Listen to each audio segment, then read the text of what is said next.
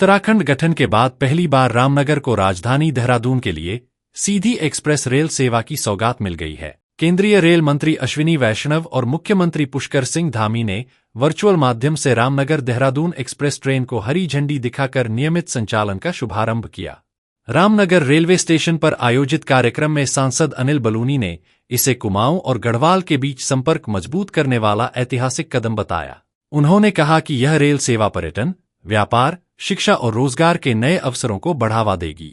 साथ ही भविष्य में इस ट्रेन को सप्ताह में 2 दिन के बजाय 6 दिन चलाने और रामनगर से दिल्ली के लिए सुपरफास्ट ट्रेन शुरू कराने के प्रयास भी जारी हैं।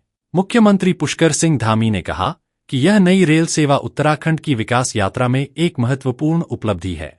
उन्होंने प्रधानमंत्री नरेंद्र मोदी और केंद्रीय रेल मंत्री का आभार व्यक्त करते हुए कहा कि राज्य में रेलवे अवसंरचना का तेजी से विस्तार हो रहा है। उन्होंने बताया कि यह ट्रेन काशीपुर, रोशनपुर, पीपलसाना, मुरादाबाद, नजीबाबाद और हरिद्वार होते हुए देहरादून पहुंचेगी, जिससे कुमाऊं, गढ़वाल और पश्चिमी उत्तर प्रदेश के यात्रियों को सीधा लाभ मिलेगा।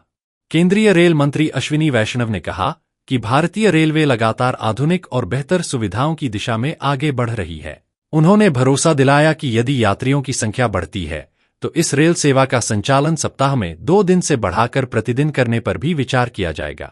नई रामनगर देहरादून एक्सप्रेस प्रत्येक बुधवार और शुक्रवार सुबह 5:50 पर रामनगर से रवाना होकर दोपहर 12:40 पर देहरादून पहुंचेगी। वापसी में यह ट्रेन दोपहर 3:55 पर देहरादून से चलकर रात 11:30 पर रामनगर पहुंचेगी। यात्रा के दौरान यह ट्रेन काशीपुर, रोशनपुर, पीपलसाना, मुरादाबाद, नजीबाबाद और हरिद्वार सहित कई प्रमुख स्टेशनों पर ठहरेगी।